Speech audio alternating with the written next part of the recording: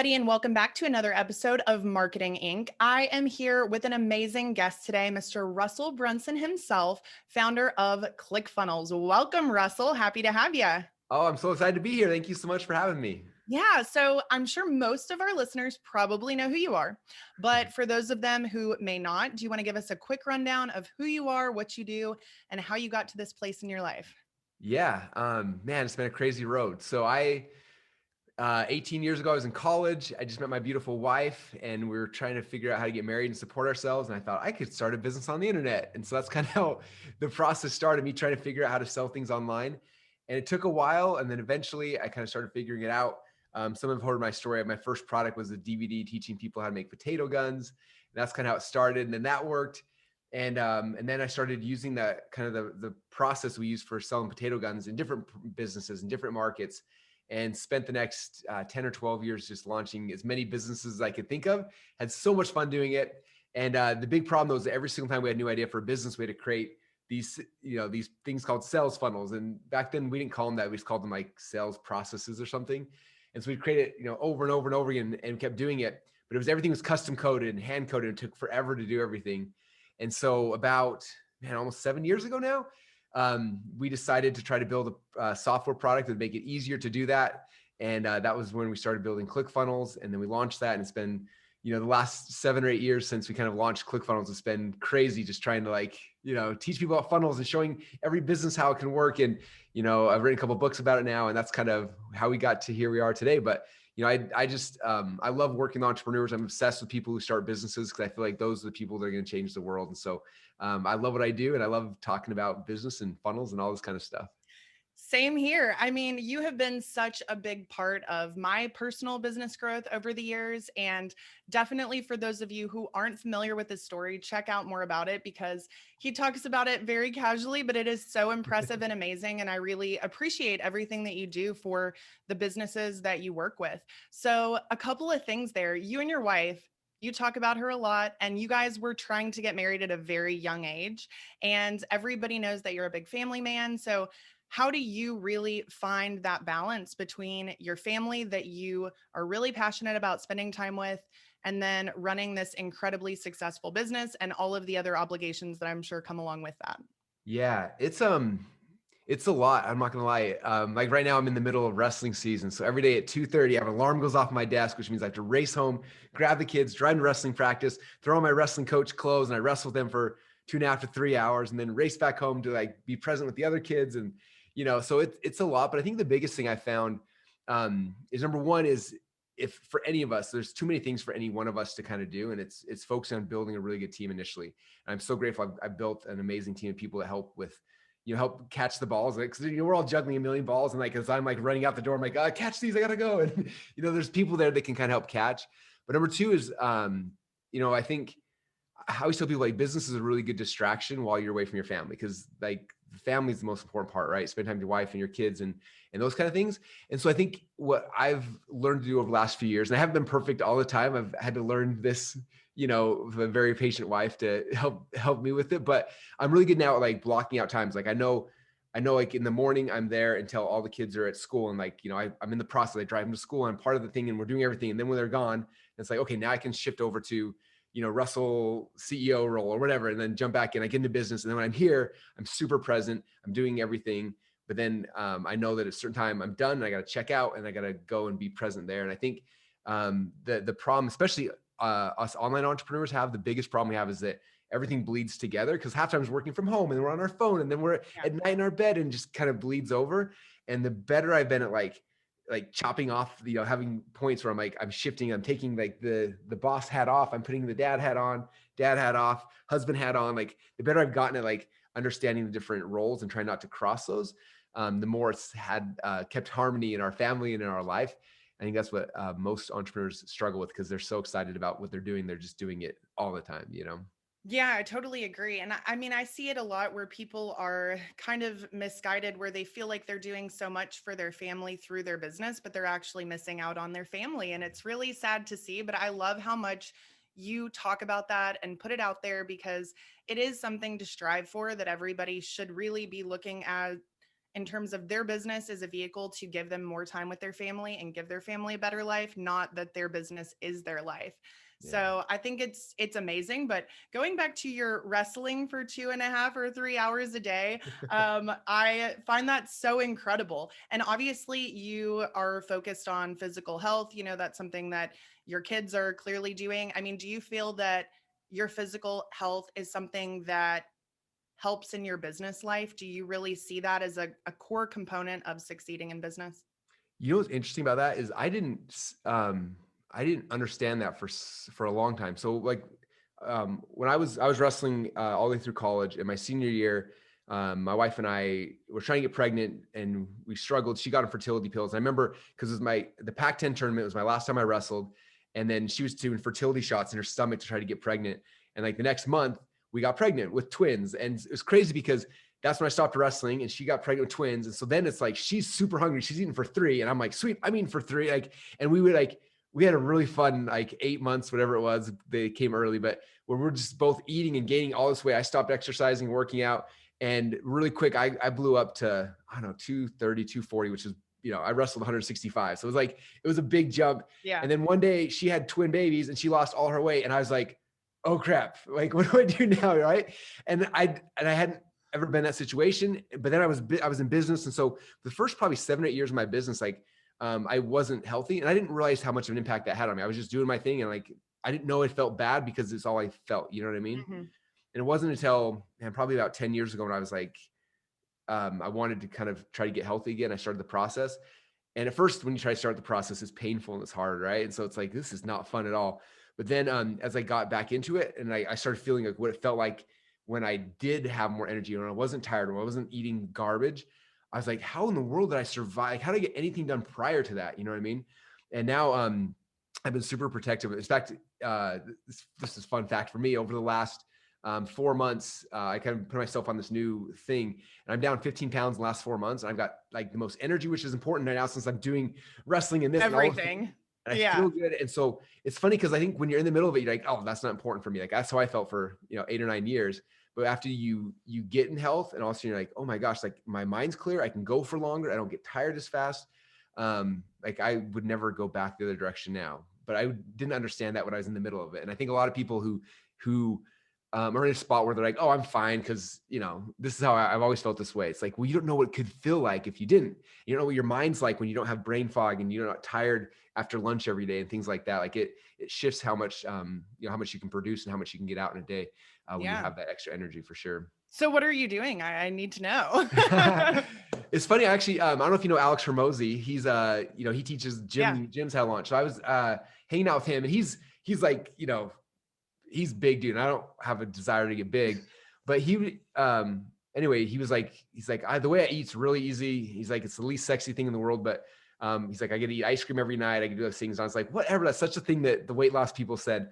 But he showed me, and basically, he was like, not that we're going deep into weight loss program, but it was like the two things he said. He's like the only two because I was always counting my macros, my carbs versus my proteins versus my fats. I'm like, oh, so stressful, right? I can never like order the right thing. He's like, all that's garbage. He's like, only worry about two things. He's like, your calories and your protein. That's it. And so he's like, if you eat your protein super clean, he's like, so he showed me like the things to eat that are super clean. They're super high protein. And if you do that, I can hit so for me, I eat 2,000 calories a day and 200 grams of protein. But I get my 200 grams of protein in by lunch. And after that, I basically can eat garbage for the rest of the night, which is amazing. So I literally have had ice cream every night for the last 4 months. And it's like amazing because like I know I'm having ice cream tonight, so I can like eat 30 shrimp today and be totally fine because I know that's all I can eat today. But then I'm having ice cream tonight, so it's totally good. So anyway, it's kind of it's different than I ever thought, but it's been really easy and I mean, awesome. I could eat 30 shrimp every day and be I know, very happy. Shrimp are like the cheese, like shrimp are the cheat code. They're pure protein. Like 15 shrimp is 300 calories and 60 grams of protein. So it's like that, and I have a protein pancake. These new candy bars called Built Bars. They're like have hardly any calories, tons of protein. They taste better than Snickers. Nice. So I eat like anyway. I'm eating amazing, and I'm losing weight, and it's just like anyway, I'm about to start doing it now. This was a very happy byproduct of this conversation. I can't wait to start.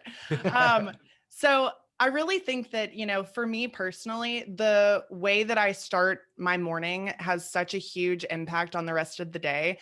Is there anything that you do that you feel like helps set up your day for success, because you do have so much going on and you have to wonder, how does somebody really take on all of these things when some people are struggling to do, much less? So do you have a morning routine that you follow, or you just kind of take on whatever you can? Yeah, I do. And it's funny because for me, because I got 5 kids, so I know that like they start getting up at 7. So if I wake up at 7, like my morning's shot and my whole day just down the drain, you know? So I have to get up before that or else I don't have any time. I like to lift in the mornings. So I have a gym in my house. So usually I try to get up usually 5:30 to 6-ish. And that gives me time. And then when I'm lifting, I listen to audiobooks while I'm lifting.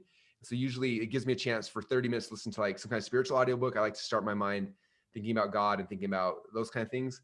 And then I usually go to a personal development book. So my first hour of the day, I've lifted weights.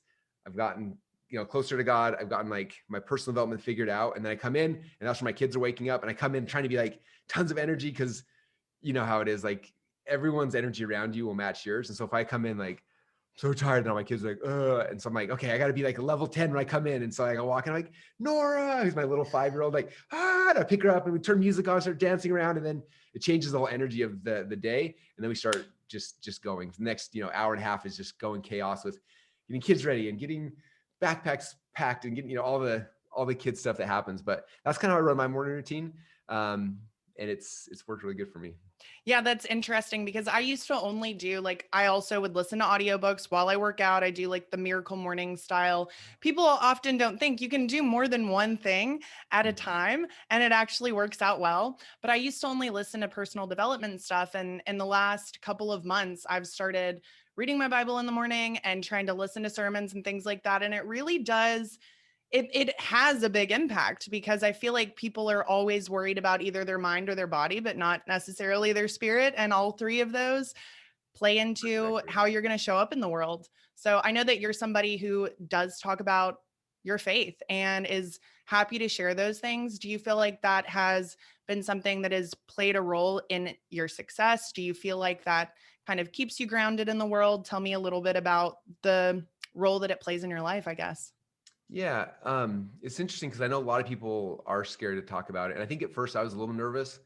And it's funny now because when I do mention it, the overwhelming response is people are like, "Thank you for talking. This is so cool." And there's always like the little percentage like, "I don't want to hear about God. Like I didn't come here for that. I came here for marketing." I'm like, "Well, Here's then what you you're can go getting. find somebody else." Yeah, like I'm going to talk about what I want to talk about. But for me, it's like it's just like anything in life. Like if you give somebody a gift, right, and they're not thankful for it, like it makes you not want to give the gift, right? And I Yeah. think about that because I feel like I've gotten so many gifts from God, and it's like if I'm not acknowledging that, then it's like, am I really grateful for that? And then it's like, am I going to keep getting gifts? I'm a big believer that for all of us, that we get ideas, right? As we're moving forward and we're doing stuff, we're gonna get inspiration, we're gonna get ideas. And I believe those come from God. And I do believe though that God is like, He gives everybody ideas, and we have these ideas, and then He's kind of testing, like, what are they going to do with this? Like, are they going to be a good steward of this idea or not? So if you take the idea and you just like, oh, here's an idea and I'm not going to do it, you're eventually going to stop giving you ideas because like, oh, Russell's not a good steward of these ideas I give him, doesn't do anything. But if he gives me an idea, I'm like, okay, this is awesome, I'm gonna go act on it. I go and act on it and I do, I kind of follow through with whatever the idea was. Then he's like, oh my gosh, like he's a good steward of this idea, let me give him another one and another one. And I found in my life, the more that I take these ideas and go and do them, and the more ideas come. Sometimes to the point where it's overwhelming because you're like, there's so Yeah. many things we could be doing, but at the same time, it's just like such a cool thing. And I think, how many times have all of us, had an idea for something, didn't do anything, but we see somebody else later doing it and you're like, oh, that was my idea. And it's like, yeah, well, you weren't a good steward of that idea, so somebody else got it. And I think that's a big part. And then when you do have the ideas, being like understanding where they're coming from, right? Like it wasn't like I one day like had this idea for ClickFunnels, like this will be the greatest thing in the world. It was like, no, we were working, we're getting ideas, we're getting inspiration, and like I'm grateful for that. Like I don't want to turn that communication off, and so I want to always be grateful for that as as we're moving forward. So anyway. I love that. That's exactly how I feel. And, in terms of being a good steward, the shirt you're wearing today. So, OUR, I first heard about them at Funnel Hacking Live several Oh, years cool. ago. And since then, like, I have become a monthly supporter. I love the organization. They do such amazing things. And I feel like, that really goes into you, but also the way that you live, because you have been given all these blessings, but you're not sitting around and like hoarding all this wealth. You're trying to actually go out there and make the world a better place and help people that need help. And when did you start kind of introducing different causes to your audiences, and how has that worked out in terms of raising funds for these different organizations and getting involved yourself? I know you guys have done several projects, I think maybe in Africa. So just tell us a little bit about that. Yeah, initially, so Stu McLaren is one of my favorite people on this planet. Him and his wife started this charity in Kenya where they were building schools. And this is probably, man, probably 15 years ago. I remember because we used to do teleseminars to like raise money. So it was before webinars ever came out. So Yeah. it's been a while. And now he'd always ask me, like, hey, we're raising money for our charity. Do you want to help? And I wasn't connected, but I loved Stu and Amy. So I was like, sure. So we did some fundraisers for them way back in the day. But it wasn't until I remember he put together a trip where we're taking all the donors to Kenya. You should come. And I was like, no, that's cool. I'll just send you some more money. Like, I'm good. And then, so I didn't go with him. And I remember that he went out there and David Fry went out there and they made this video of them in one of the classrooms. They're like, Russell, this is the classroom that your money helped build. Like, let's take you inside. They took me inside and they showed me. And these kids in their broken English were like, thank you, Russell. Thank you, Colette. And I remember I watched this video. I was at church, actually, the video came in, I'm watching it and I like tears streaming down my face. I was like, I have to go next year. I'm going. And so the next year, my wife and I went out there and we had a chance to experience it. And like, there's nothing like that when you experience it and you see the kids and you see the impact and everything. And all of a sudden you're like, oh my gosh, this is really important to me. And so ever since then, when we launched Clickfunnels, we set it up where every time somebody builds a funnel that goes live, we donate $1 to Village Impact. And we've been doing that now for 7 years, which is awesome. And so we had a chance, we've gone back 3 or 4 times now and we love it back there. We've got, in fact, one of the very first trips we went out there, my wife met this girl, she was a teenager at the time. And we had a chance to help sponsor her and help her go to school and things like that. And recently she had her first child and she named her child after my wife, Colette, which was like so cool. That's She so called her cool. mom and like, it was so cool. So that was like anyway, it's just amazing to see like, just like the little, like, it doesn't take a lot. Like a little bit of what we do over there has this huge impact. So that's kind of where it started. And then I think it's 3 years ago is the first time I heard about Operation Underground Railroad. Somebody brought to my attention and I was like, this is amazing. And I was like, well, I want to help, but I don't know how to help. Like, what do we do? So by default, I'm like, I'm going to make a funnel for them because that's what I do. So I tried to build a funnel and like, anyway, it was okay, but it wasn't like the greatest idea. And I remember I was actually going to be, I was supposed to, my wife and I were driving down to Utah and I was going to be presenting this thing to Tim Ballard and some other people. I'm like, this is what we want to build for you guys. And I remember that morning having this uneasy feeling of like, this doesn't quite feel right.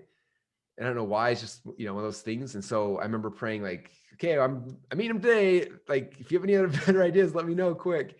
And like a lightning bolt, I felt this impression of like, you should build a documentary for them. I was like, okay, I don't know how to build a documentary. And next thing was like, there's a guy named Nick Danton who you met one time, like he's going to do it. And I'm like, I met this guy in passing at like an event, like, oh, hey, how you doing? And that was it, Yeah. And so I messaged him on Facebook. I don't know if you know who I am, but, I have this impression that we're making this documentary and you need to be the one who makes it. Are you interested? And he wrote me back like a minute later. He's like, I'm in. And not only am I in, he's like, this cause just touched me. He's like, I'll do it at cost. If you cover my cost, I won't take any profit. I won't take any revenue. Like it'll be. And so I drove down that day. I was like, hey, this is what we want to do. And Tim was all excited. And anyway, long story short, next couple months, we filmed this amazing documentary telling the story of Operation Underground Railroad. And were you at Funnel Hacking Live in Orlando? That's where we first announced it, or we showed the No, documentary. I was 2019 and 2020 were the last In two that Nashville. I've gone Okay. to. Yeah. So right before that, is when we showed Operation 2 State was in Orlando. And I remember none of us had seen it yet. Well, like Nick was building behind the scenes and I hadn't seen it. Tim hadn't seen, no one had seen it. And so we premiered that night at Funnel Hacking Live. And I just remember like bawling the entire time. I look over, Tim Ballard's bawling and like, we're all just like a wreck. And afterwards, like that day we raised $1 million for OUR because everyone was So just awesome. like so moved. And then they've used that documentary over the last 3 or 4 years. He said it's like the entrance piece to get people to know who the organization is. And it's like this thing that's just grown beyond itself. And anyway, so I just cried crazy. when I watched it. It's very, very emotional. And I've sent it to several people who don't really understand the problem. I think there's a lot of people that don't understand the problem because it is very underground, exactly like the name suggest. So it has been really, really helpful in just communicating some of those things. So I feel like marketing is such a great way to make money, but it's also such a great way to make an impact Yeah. that people sometimes aren't necessarily thinking about. But Well, I think about this a lot. Like, why in the world why did we learn these marketing skills? Like, yeah, I'm sure that it's important for us to grow a company and have employees and all that kind of stuff. But I really think that like the reason why we learn these skill sets is there's something bigger, right? Like, why was it 18 years ago when I got started on this journey that like me, who I was a dumb kid in college, I barely graduated, like was not interested in, I hated reading. All of a sudden, like this thing like sparked light in my mind where I was like, this is amazing. And I started reading, like I started voraciously reading everything. And then I was like writing books and doing all this stuff. Like why did that happen? It was like, I don't think God cared that I was like going to build a business. Like, yeah, that's cool. But it was like, hey, someday in the future, they're like, there's this thing that you're going to have a skill set to learn to be able to use to actually help people in a really powerful way. And I think that's why a lot of these things, I think, in our entrepreneurial communities, it's really cool because the skill sets you guys are learning will help your business and help you make money. But man, you can use them for so many other things that are really life changing for other people. So it's exciting. it is. And that's my goal. I really hope to be able to make even a fraction of the impact that you have because it's awesome. But you have clearly had a lot of ideas throughout your life. I can kind of feel you on that. I feel like it's a never ending thing. But how do you harness which ideas you want to focus on first? Which ones are going to be kind of top priority? And do you execute on them all, or do you, sock some away in a drawer somewhere for a rainy day? Because it's a constant struggle trying to say, is my time best spent on this idea that I think is amazing? Yeah. Or should I keep focusing on this thing over here? That's such a good question.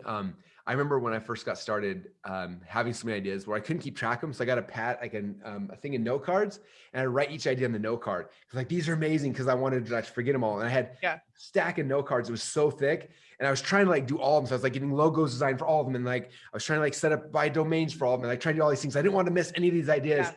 And it got so overwhelming and so stressful and so just crazy. And I can't remember who told me, somebody told me this is like, man, probably 12, 13 years ago.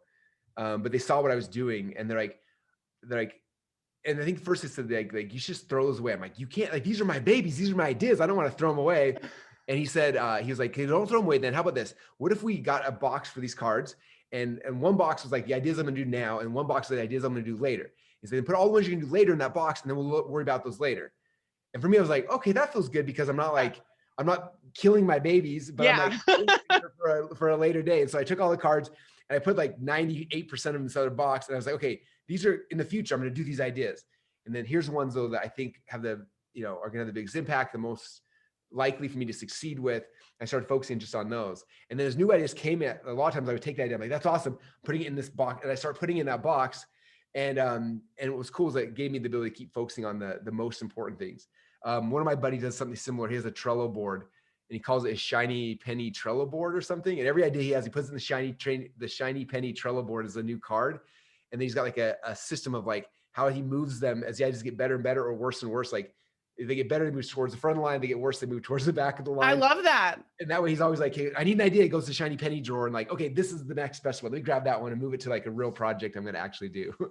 I think that's amazing, honestly, because I usually just write everything down in notebooks. But then the problem is, I go through so many notebooks that a lot of them, I keep my notebooks, but I'm like, how do I go back and find that? So, I mean, I love the card idea. That's an awesome one.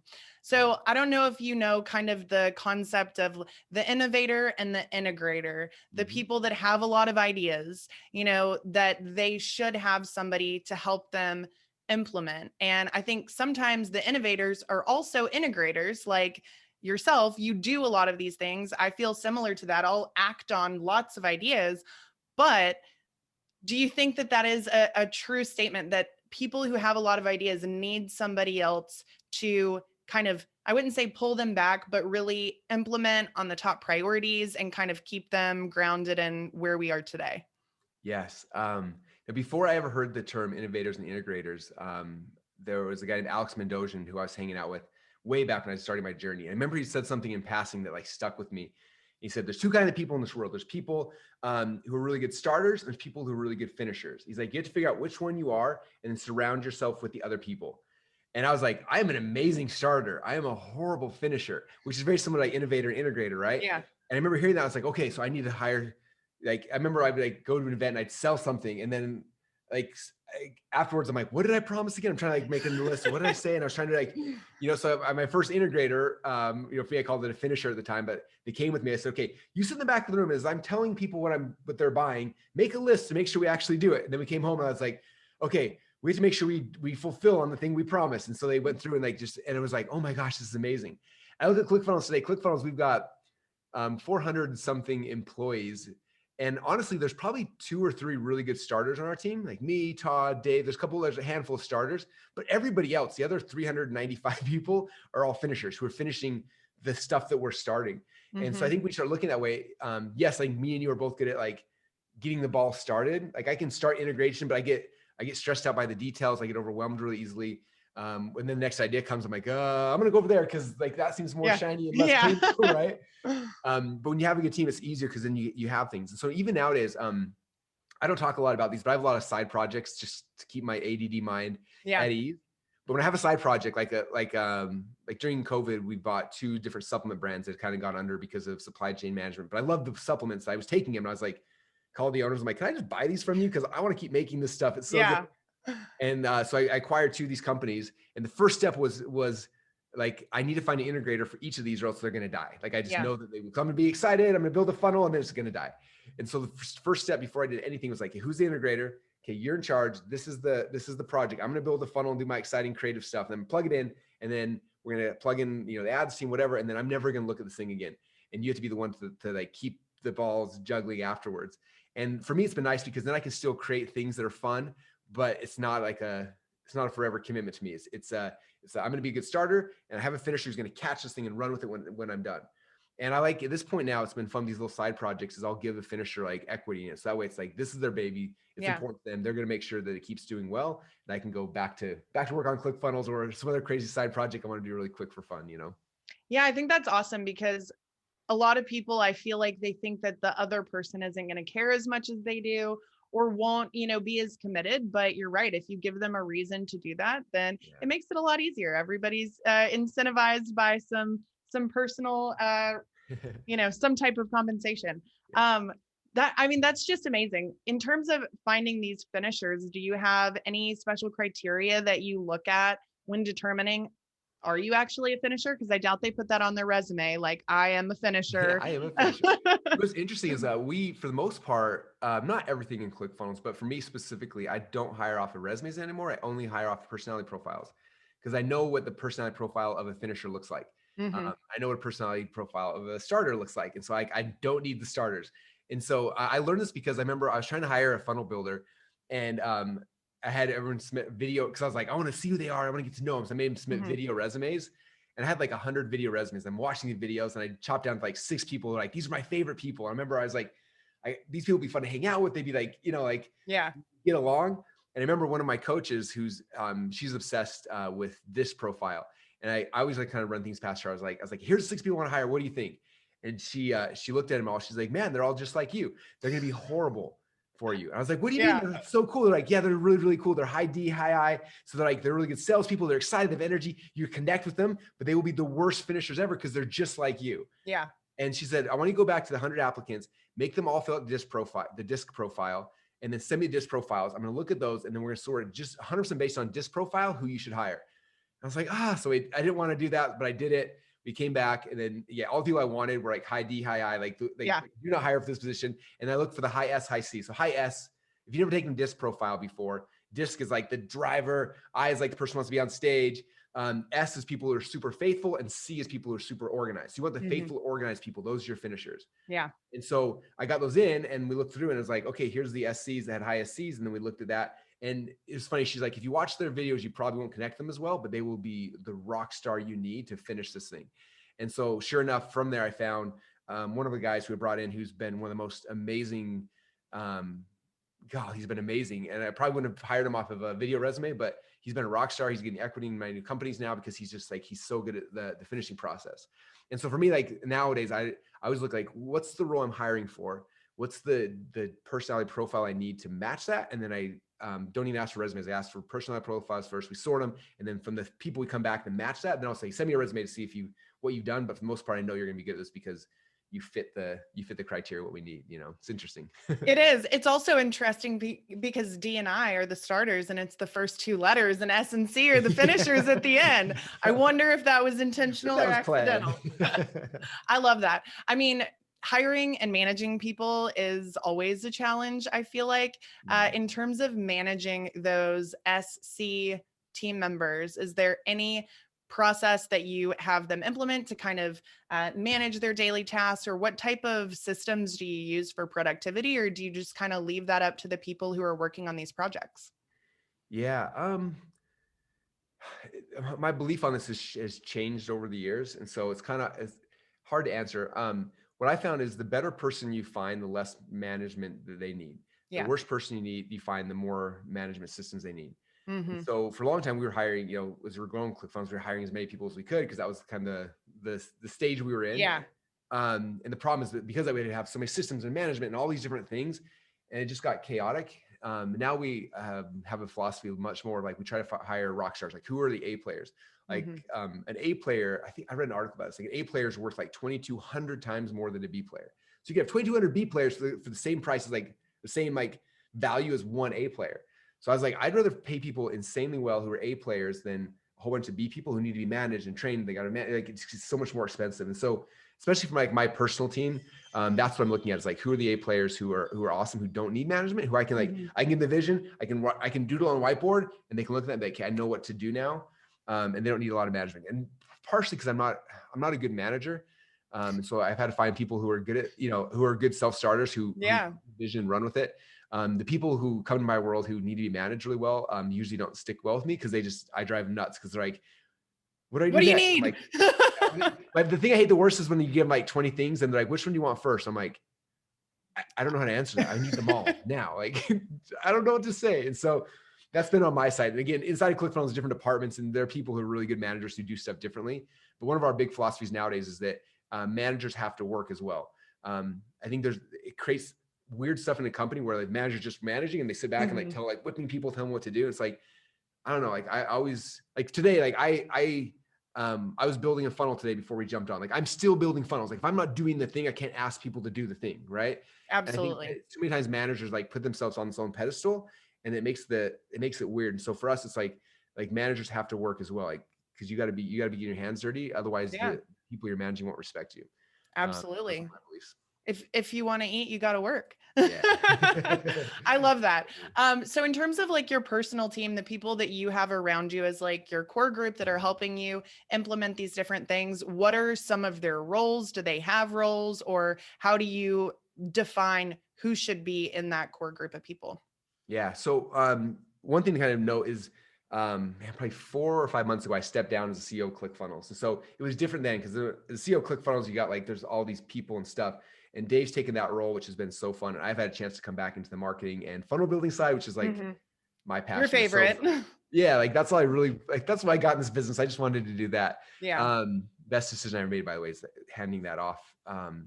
But which hopefully for anyone who's like, it's your business and you think you have to be the CEO, you don't. I wish someone told me that like 5 years ago. It would have saved me so many headaches. Yeah. But for me, like my team is like, I've got Melanie, who she's right back there somewhere. So she's my assistant / like right-hand person who runs like everything. Right. So she's involved in everything I'm doing because again, there's so many things coming at me all the time. Like I drop balls really, really easily. And so she's catching balls and plugging things in and making sure that this interview happened, that I was prepared, that I showed up, Yeah. and all the kind of stuff. And so she's just like the organization of all that kind of stuff. And then the people I work super close to, I've got 3 guys who I work really close with. One is an amazing designer, one's an amazing like funnel builder, and then one is amazing at just like hacking together crazy stuff. I'm like, oh, I want this, and it just doesn't make any sense, and he'll go code stuff to make it all work. And so that's my team. There's basically 5 people that are super close to me. And I have a Voxer group every morning, and I just Vox them. Like, that's our, because I hate meetings. I hate like stresses me out. So I Vox in the morning. Our meeting's like 30 seconds long. I'm like, hey guys, this is my plan. This is the vision where I'm running. If you need me, let me know. What can I do to support you? These are the goals. We're trying to launch this here, here, and here. All right, see you guys. And that's it. And then, throughout the day, they message me back. And if we get stuck, then we jump on and get the thing done. But it's very fast and very quick because I just don't, like meetings, sitting around. I'd feel the exact same way. And I'm about to start this little Voxer in the morning trick Oh, yeah, because I literally can do so yeah, if you haven't used Voxer, for anyone who is listening hasn't used it, it's like a little walkie-talkie on your phone, but you can connect different people. And so like my wife communicates with me on Voxer too. She doesn't call me, she knows it's Voxer because you can speed it up. You can go to 4 times speed. You can forward messages from people. And so everyone in my world communicates through Voxer. So like it's nice because I know like if I need a meeting with our management team, there's a Voxer group. I message them, all 5 of them get it. They heard it. It's there. I don't have to repeat myself. If there's somebody they need that needs to hear that message, they can forward the message off to that person, but they don't have to repeat myself. Nobody ever comes back like, what was that thing again? Like you do a meeting half the time, it's like, I remember in the meeting we talked about that thing. I can't find it in my notes. And you're like, what? The Voxer is always there. It's, it's like, okay, I have a meeting. I need to talk to Dave. I need to talk to our ads team. I need to talk to whatever. And I can just message her like, here's my little supplement company over here. Everyone's there in the group. I just 10-second message, boom. And everyone's got my brain dump and they can start running with it. And so I can literally, I have a 3-minute commute from my house to the office. I can do 10 meetings in that 3 minutes, and they're way more efficient and effective because everyone's got it. They've got it documented. They can then talk about it themselves amongst themselves. And it pulls me out of it really, really quickly. Oh, that's amazing. I'm super excited to try this, honestly, because the truth is that is exactly what happens.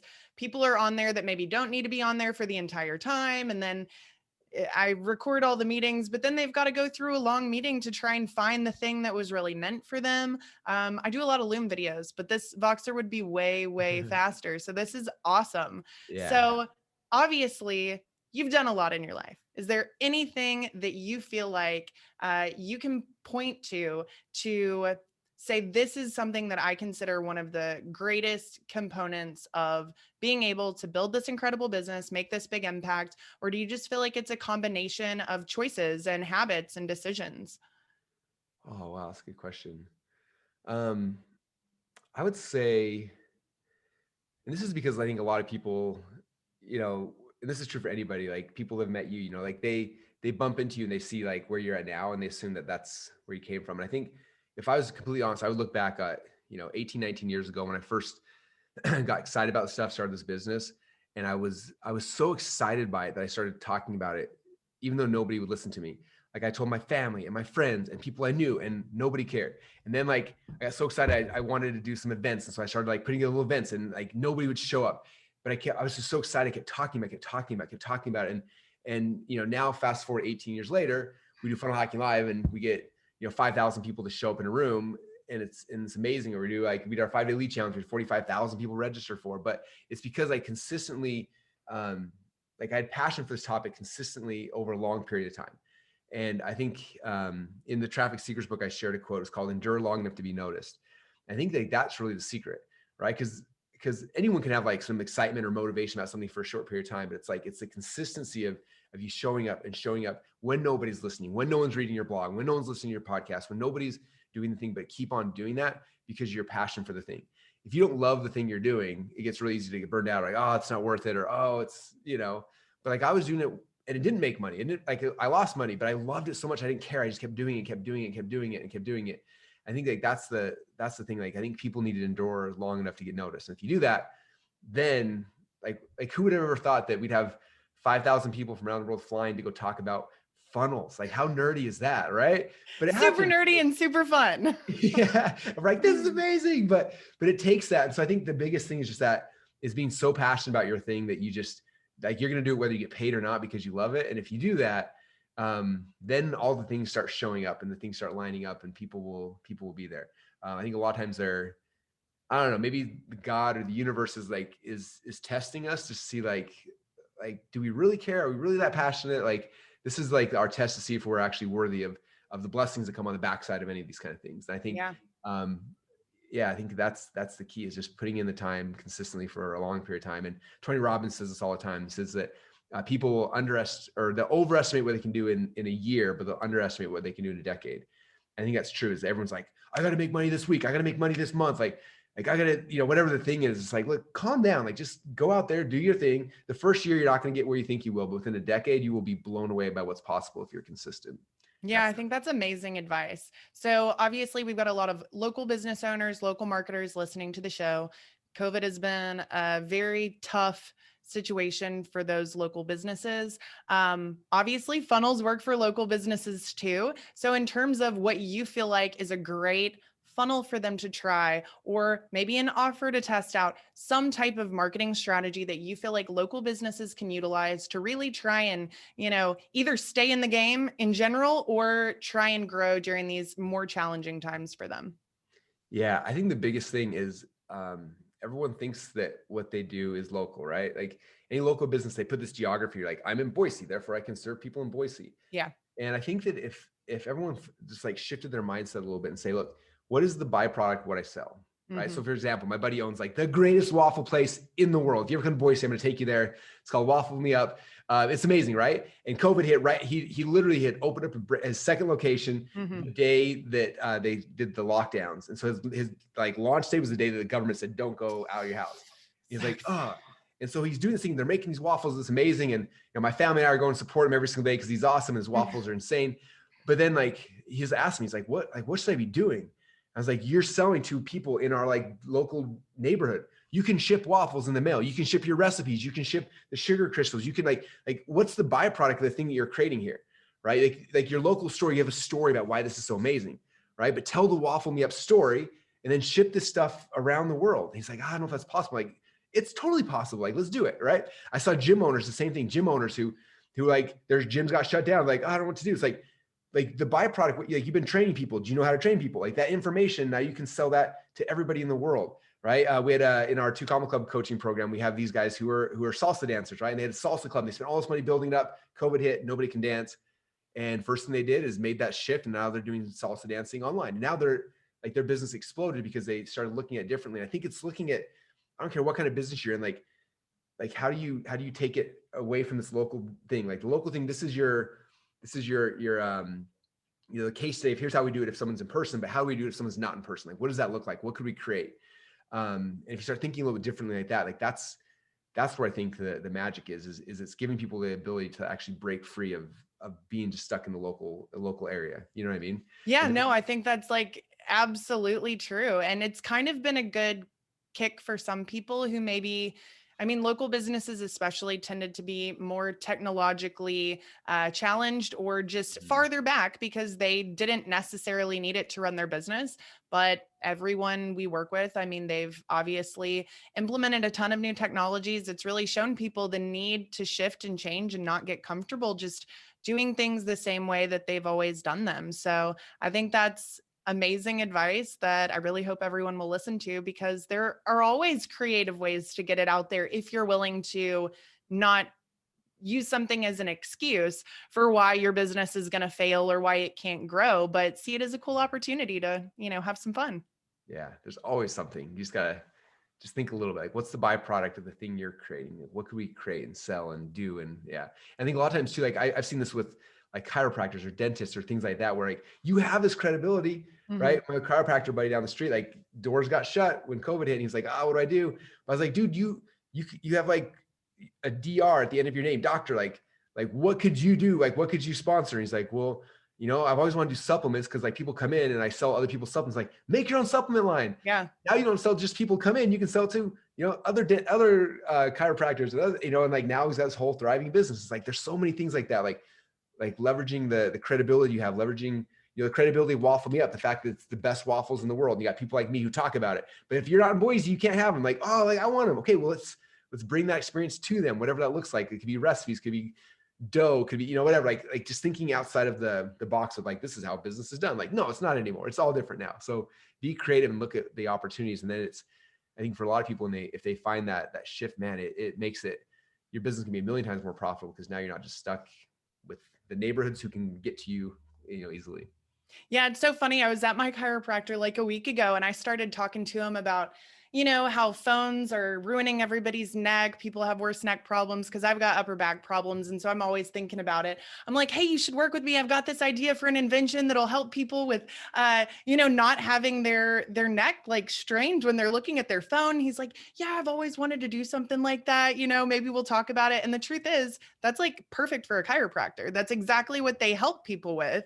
Yeah. It's just different than the way they've normally helped people. But yeah, maybe it just takes getting in touch with the right person who does have creative ideas or can help you implement the technology, but it's absolutely something everybody can do. So, Russell, this has been amazing. Thank you so much for coming here today.